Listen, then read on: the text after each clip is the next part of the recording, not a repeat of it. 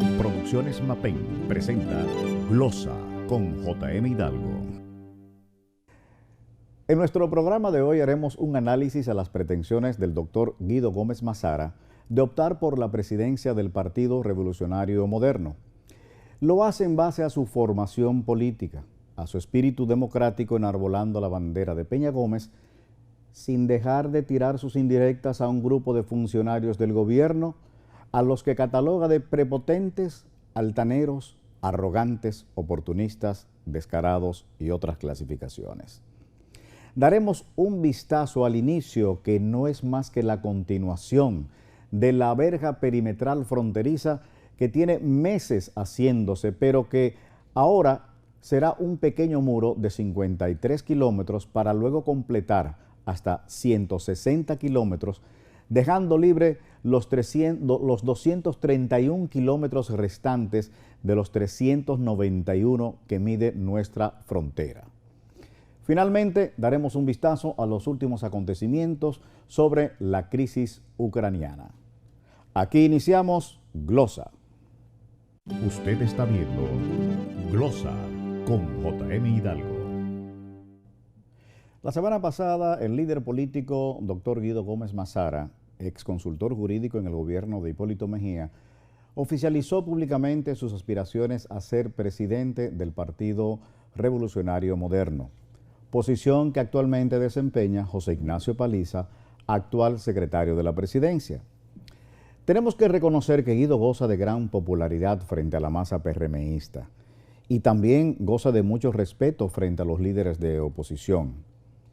Ambas cualidades la ha ganado en base a su preparación, a su temperamento y a su coraje político y personal. Nunca ha utilizado la historia de su padre para destacarse en sus dotes políticas. Le conocimos cuando dirigíamos la emisora La Nota Diferente, cuando fue invitado a nuestro programa y donde desarrolló una serie de ideas vanguardistas para la época. Estamos hablando de finales de la década de los años 80, cuando recién regresaba de Europa. No recuerdo bien si de Francia o España, luego de finalizar ciertos estudios.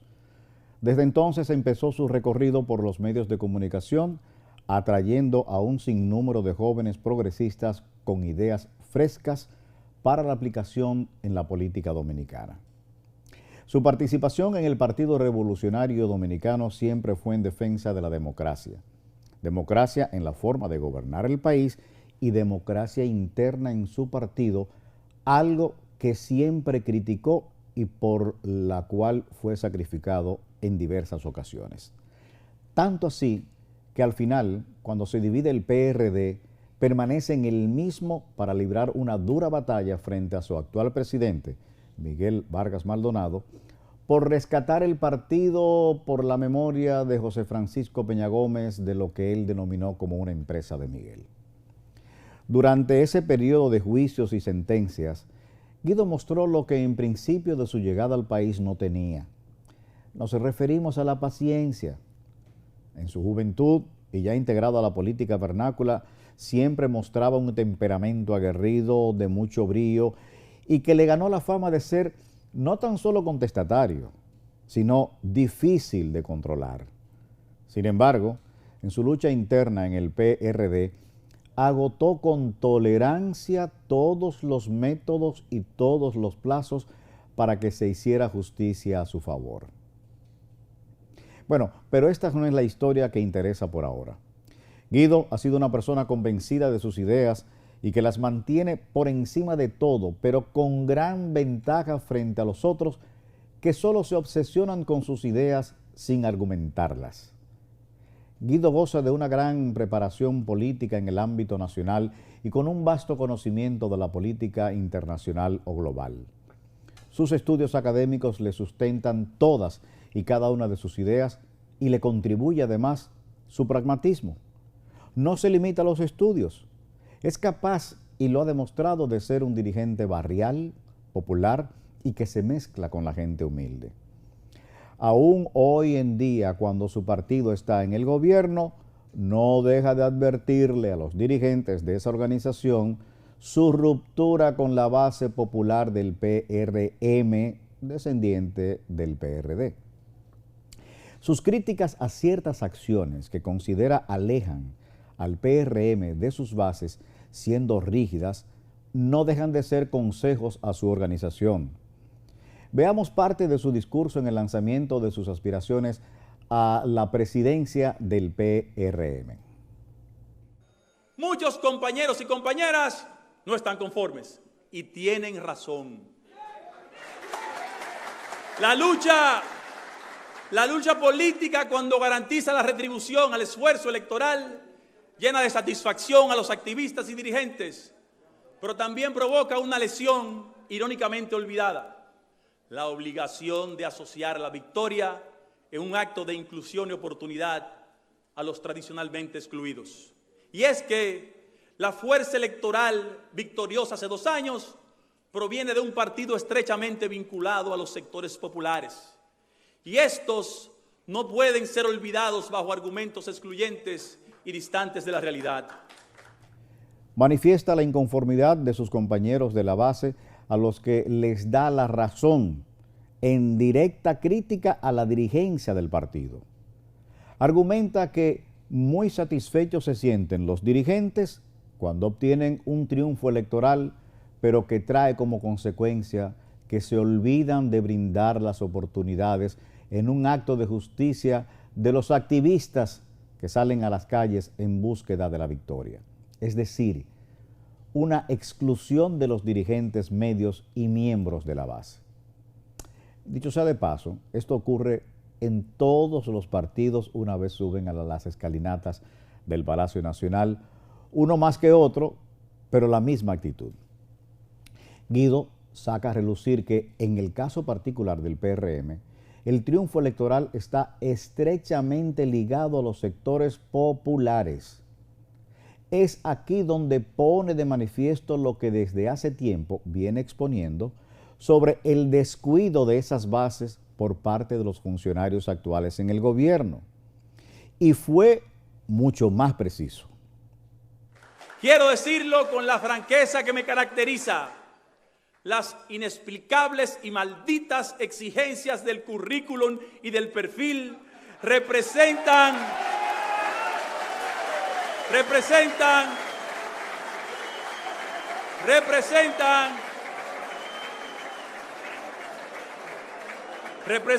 modalidades molestosas y que incomodan.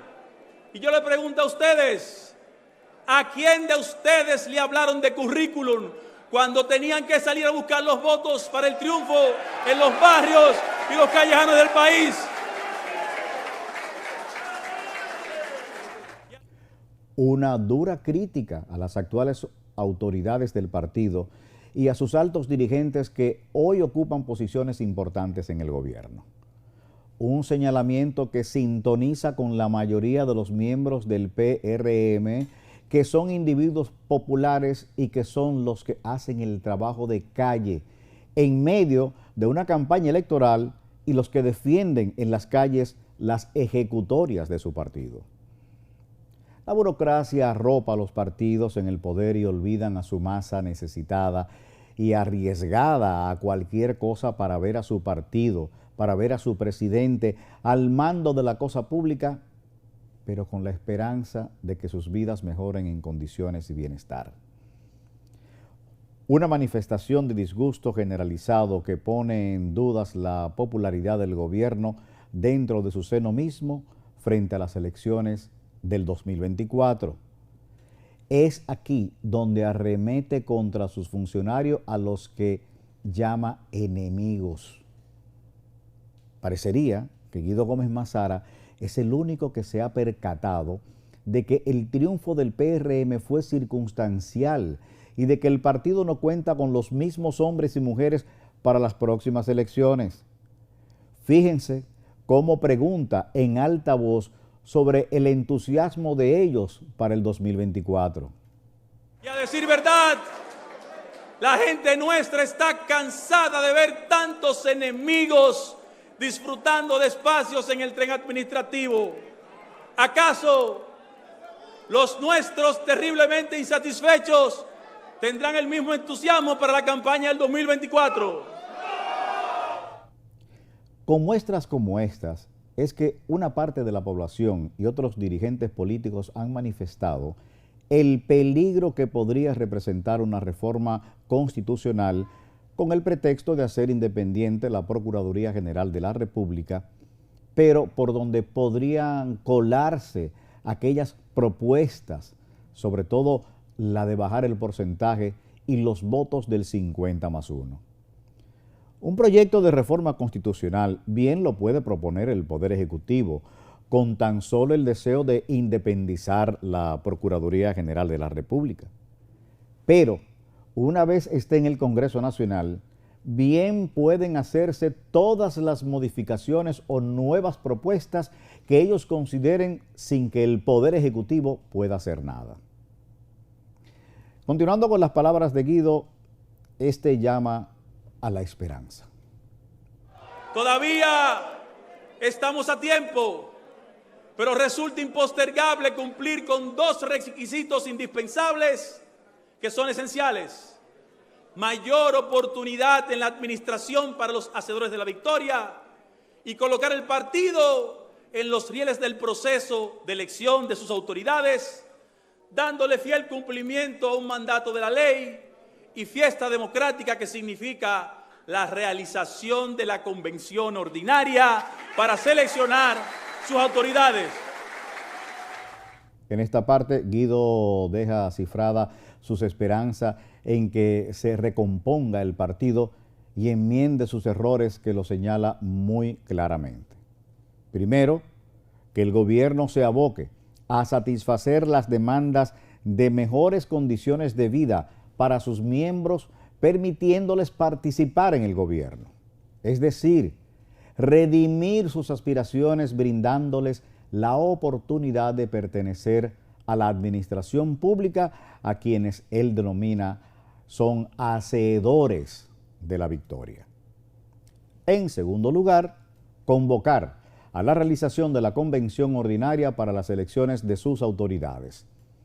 Y aquí señala abiertamente la existencia de una negativa para la celebración de la misma, argumentando que esto causaría mucho ruido y así no llevar un proceso democrático interno, algo que Guido Gómez Mazara siempre ha apelado tanto en el PRD como ahora en el PRM.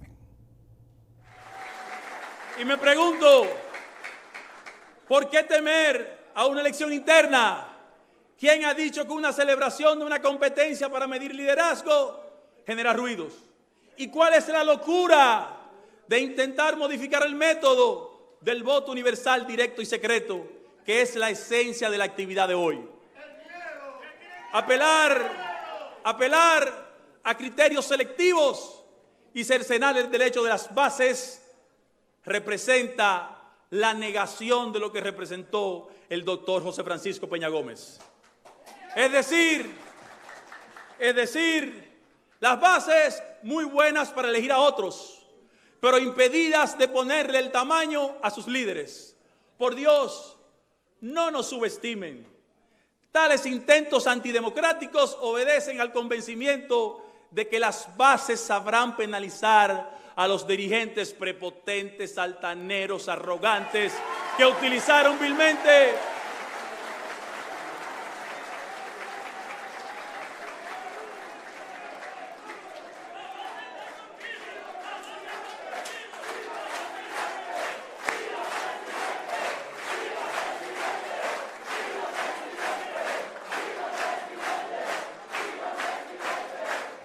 Consecuente con sus ideas, no aceptaría que se impongan a quienes deben encaminar al partido durante los próximos años, sobre todo durante un periodo de campaña electoral.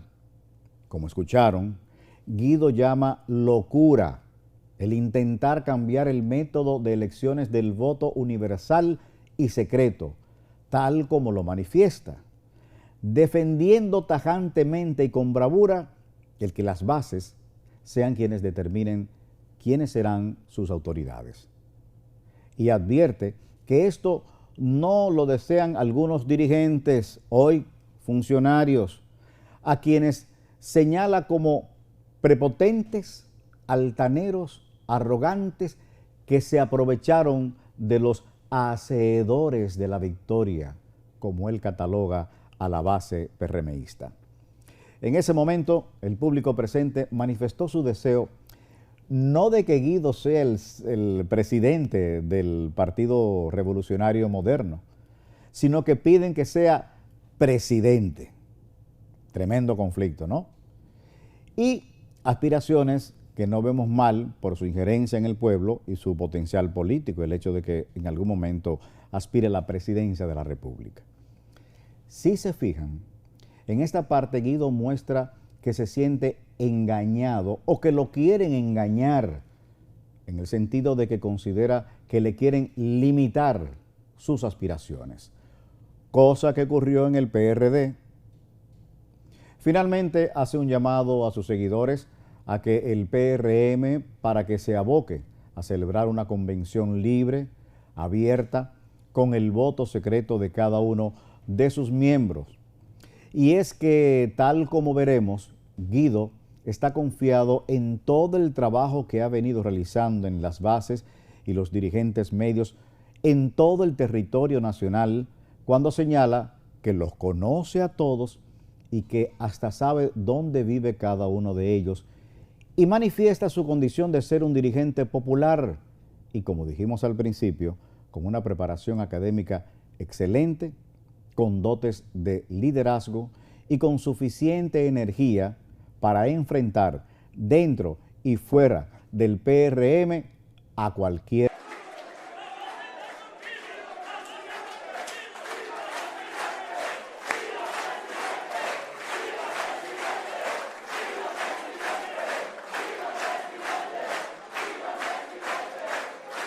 Las opciones de convención de delegados y convención de dirigentes representa un intento de liquidar el deseo de las bases.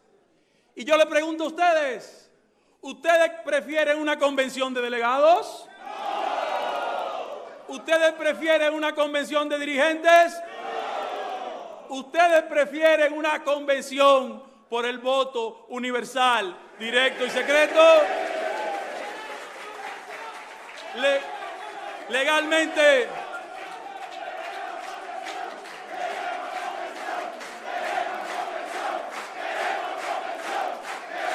yo quiero decir que cuando oficialmente se abran las compuertas de participación, ustedes tendrán la oportunidad de tener un candidato que habla como ustedes, que vive como ustedes, que sabe lo que es montarse en un carro público, en un motoconcho, que la base del partido no le huele mal, que conoce a los compañeros nombre por nombre, casa por casa, lugar por lugar. Y yo, con la gracia de Dios, les voy a decir lo que todos ustedes saben, pero pierdan cuidado de mi parte. Nunca sacaré la espada del argumento avieso contra mis compañeros. Tengan la certeza de que mis energías están dedicadas a combatir a los adversarios, fundamentalmente a la fuerza electoral recién desplazada. Cuando yo veo a un grupo de indolentes, arrogantes, prepotentes, altaneros, les digo que tengamos conciencia todos de lo que nos ha costado esto. Y que me siento molesto cuando los enemigos naturales del partido nos llaman popis. Nos dicen que somos un gobierno al servicio de los empresarios. Entienden que favorecemos al sector privado. Y se gobierna para todos y para todas. Por todo eso y otras cosas más, Guido está compelido a que el partido celebre una convención abierta y no de delegados o de selección por señalamiento. De no celebrarse esa convención democrática, perdería el primer round.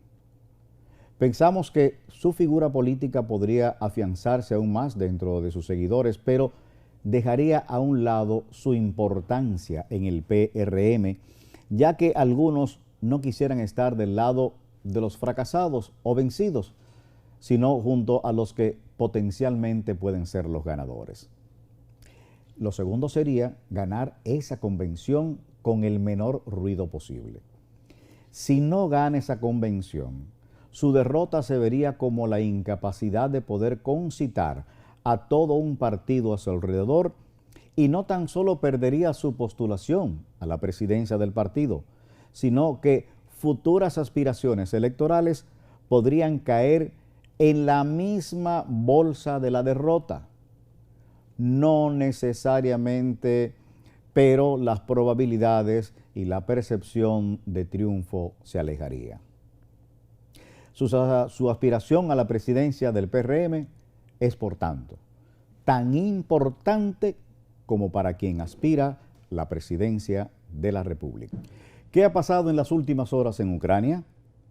Hace unos días, el presidente de Rusia, Vladimir Putin, rendía tributo a los caídos en el Día del Defensor del Pueblo, antiguo día del Ejército Rojo, algo sinónimo a la tumba del soldado desconocido, mientras aceptaba y reconocía como repúblicas independientes a Lugansk y a Donetsk. Recordemos que estos dos estados están en el este de Ucrania y hacen frontera con Rusia. Hace más o menos unos 13 años que se declararon independientes, pero todavía no son reconocidas como tales ni por Ucrania, a quienes pertenecen, ni por las Naciones Unidas, ni por la OTAN, ni por la Unión Europea y, claro, tampoco por los Estados Unidos. Estratégicamente, Rusia le reconoce como naciones independientes para así poder negociar con ellos el que fuerzas militares rusas puedan estar en su territorio y así estar en un territorio ucraniano y poder responder o atacar más de cerca a la capital de Kiev y otras ciudades aledañas. De hecho, ya los bombardeos se han dejado sentir en esta zona que es prorrusa y donde sus habitantes han empezado a emigrar en busca de proteger sus vidas. Por su parte, el presidente de Ucrania, Volodymyr Zelensky, insiste en mantener su postura de unirse a la OTAN, lo cual es el motivo principal de Putin para sus amenazas de invasión. Zelensky ha declarado estado de emergencia en todo el país y ha dictaminado el uso de las armas por parte de la sociedad civil. Asimismo, Ucrania moviliza también a sus tropas reservistas y ha advertido a los ciudadanos ucranianos en Rusia a que abandonen esta nación. Zelensky está a la espera de la asistencia de los miembros del G7, de la Unión Europea, de Reino Unido, de los Estados Unidos y las demás naciones que le apoyan. Estas han tomado ciertas medidas en contra de Rusia, de su política y de sus relaciones comerciales con países miembros. Hay apreciaciones de analistas quienes afirman que esas medidas hasta el momento no han causado el efecto deseado de que Vladimir desista de una cruda invasión a Ucrania, y lo que se espera es que están preparando un ataque en conjunto contra Rusia. En el programa pasado hablamos de Bielorrusia, que se encuentra en el norte de Ucrania y es la parte de la frontera más cercana a la capital de Kiev.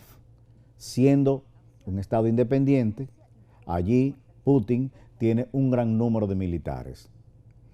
Vamos a ver los ejércitos y la fuerza militar con que cuentan Rusia y Ucrania de acuerdo a fuentes militares. Ucrania cuenta con 1.100.000 soldados, 200.000 activos y 900.000 en reserva. Rusia tiene 2.900.000 soldados, 900.000 activos y 2 millones en reserva. Ucrania cuenta con 98 aeronaves de ataque y Rusia con 1.511. Ucrania posee 2.596 tanques y Rusia le supera con 12.240 tanques. En el caso de vehículos blindados, Ucrania apenas tiene 12.303, mientras que Rusia cuenta con 30.122 blindados. Y en lo que se refiere a artillería remolcada, Ucrania posee 2.040 y Rusia 7.575 en artillería remolcada. Como se puede apreciar, la diferencia es abismal para un enfrentamiento entre ellos dos solos. Es por eso que urge a Ucrania la presencia de sus países defensores de su soberanía a presentar su refuerzo militar lo más rápido posible, o simplemente Ucrania caerá en manos de Rusia. Hace unos días, cuando grabábamos este programa, Putin había lanzado una ofensiva contra Ucrania que incluye bombardeos en la capital ucraniana de Kiev. El presidente Volodymyr Zelensky afirmó en un video publicado en la página web del gobierno la muerte de 137 ciudadanos y unos 316 ucranianos heridos durante enfrentamientos con tropas rusas. Los cálculos oficiales sostienen además que otras 100.000 personas han tenido que salir de sus hogares. Por cierto, Ucrania también ha recibido ataques cibernéticos. En el 2017, Ucrania fue víctima del más grande de los ciberataques de la historia, el NotPetya, dirigido por Rusia, provocando una pérdida de 10.000 millones de dólares con impacto en el mundo entero. El 23 de febrero de este año, recibieron el tercer ciberataque masivo a entidades claves en Ucrania, incluyendo la página web del gobierno, a las Fuerzas Armadas, al Ministerio de Defensa, a la Caja de Ahorro ucraniana, así como al banco privado más grande de Ucrania, el Privatbank, con más de 20 millones de clientes. El Kremlin afirma que Rusia no ataca ciudades de Ucrania. No hay ninguna amenaza a la población pacífica, algo que es totalmente contradictorio. Ellos alegan que se emplean armas de alta precisión contra infraestructuras militares, baterías antiaéreas y bases aéreas ucranianas. Por cierto, haciendo un paréntesis a esta narrativa, hay que reconocer que Putin tiene una personalidad muy fuerte, intimidante. Nos imaginamos qué es lo que puede pasar por la mente de Putin. El hecho de que un comediante, como lo es el presidente Zelensky de Ucrania, un actor, comediante profesional, empresario también de la televisión y el cine, que este caballero le haya provocado a iniciar una posible tercera guerra mundial. No imaginamos la humillación política, psicológica, que a lo interno debe de sentir, sobre todo por el apoyo que ha de tener para lograr pertenecer a la OTAN la gente de Ucrania y el presidente Zelensky.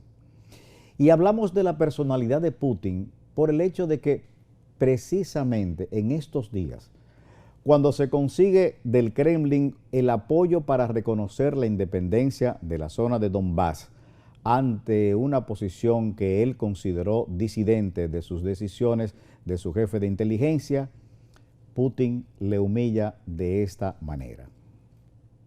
Образом согласился бы с предложением Николая Платоновича о том, что нашим, так сказать, западным партнерам можно дать последний шанс с тем, чтобы предложить им в кратчайшие сроки заставить Киев пойти на мир и выполнить Минские соглашения. В противном случае мы должны принять то решение, о котором сегодня говорится. Что значит, в противном случае вы предлагаете начать переговорный процесс? Нет, или признавать суверенитет их? А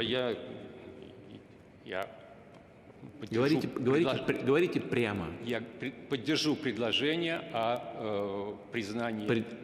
Поддержу или поддерживаю? Говорите прямо, Сергей. Поддерживаю предложение... Так и скажите, да или нет. Да. Поддерживаю предложение о вхождении Донецкой и Луганской народных республик в состав Российской Федерации. Да, мы об этом не говорим, мы этого не обсуждаем. Мы говорим о признании их независимости или нет. Да, я поддерживаю предложение о признании независимости. Хорошо, пожалуйста, садитесь, спасибо. Eso es a su jefe de seguridad.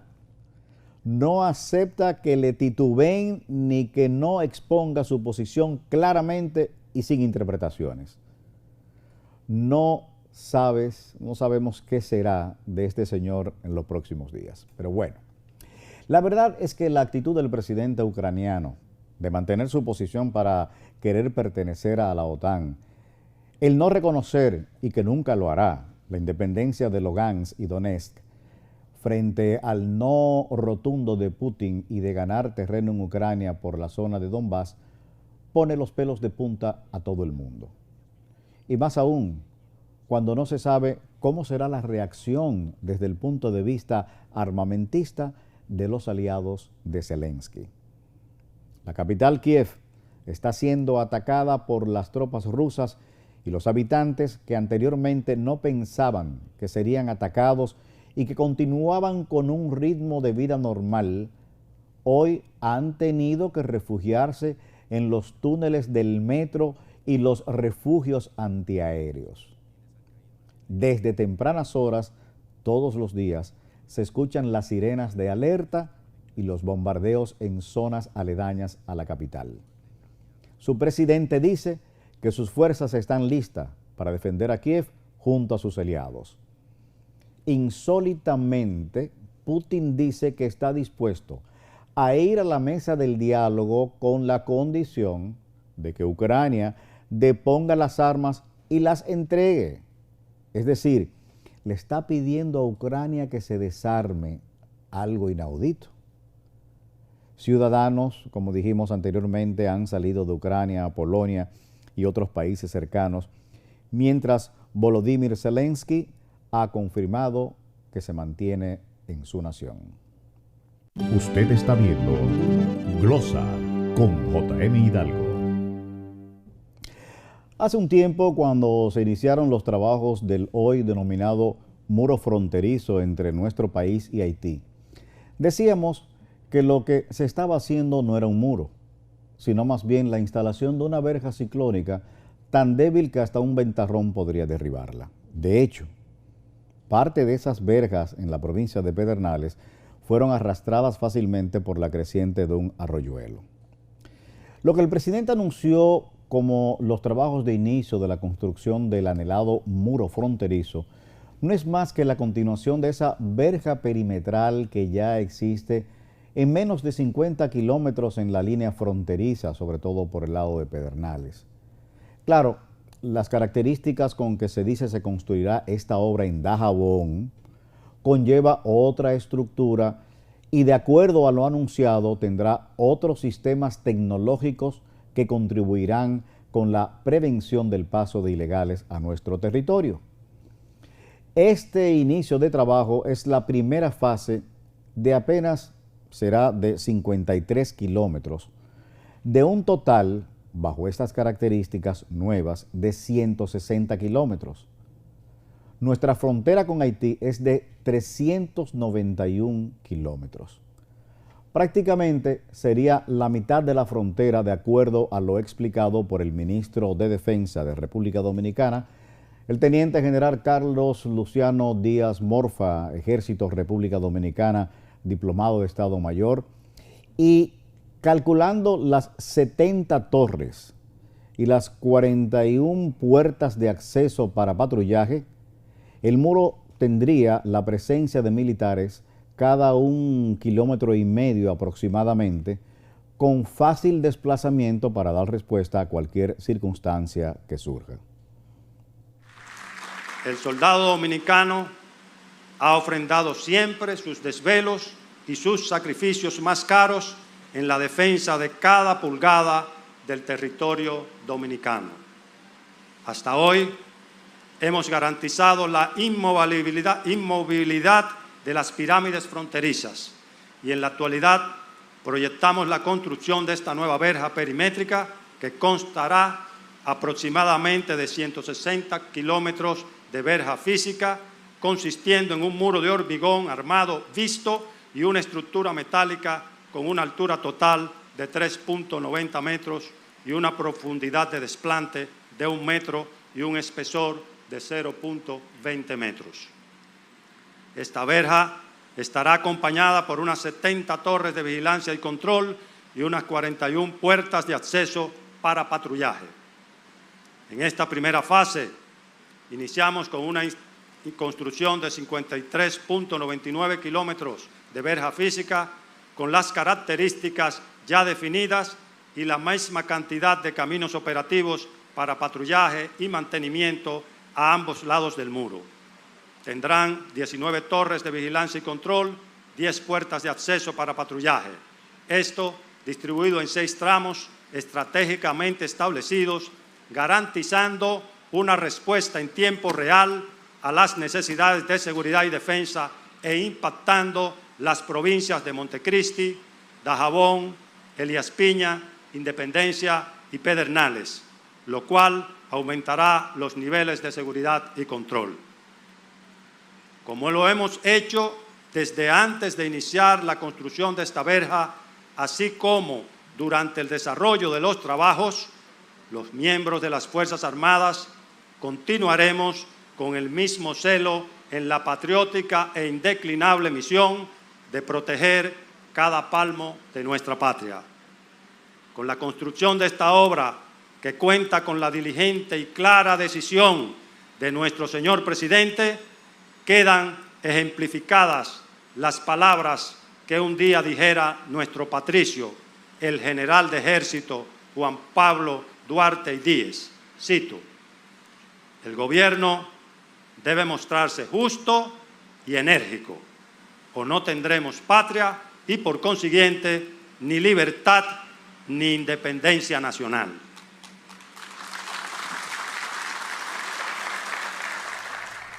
Solo un elemento nos preocupa y es la altura del muro. La altura, el tamaño. Entendemos que este muro tiene un gran costo y que el presidente está cumpliendo una promesa que hizo a todo el país y que la familia, sobre todo la familia Castillo, está sumamente contenta, ya que ellos han sido los abanderados por el muro desde hace mucho tiempo. Y aunque muchos no están de acuerdo, aquí y en este momento lo consideramos como necesario.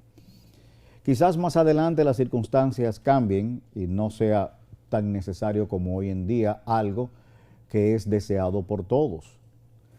Decimos la altura porque hablamos de menos de 4 metros. En una frontera que es sumamente accidentada como la nuestra y donde la mayor parte del recorrido está desolado, saltar o pasar por un muro de esa altura no resulta tan difícil. Nos dirán que para eso están los demás recursos técnicos para detectar tales acciones.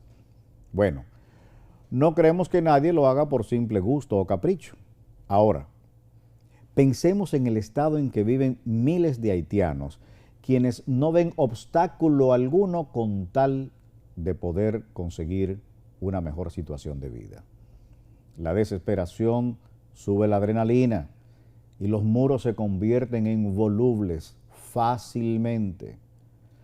Tan solo hay que ver cómo muros con más altura, con obstáculos, son violados con relativa facilidad. De todas maneras, enhorabuena. El pueblo dominicano siempre se ha mostrado solidario con el pueblo haitiano, en cada uno de los momentos difíciles por los que ha atravesado. Cada vez que Haití ha sufrido una catástrofe, los dominicanos siempre hemos sido los primeros en llegar en su ayuda. Sin embargo, la República Dominicana no puede hacerse cargo de la crisis política y económica de ese país, ni resolver tampoco el resto de sus problemas.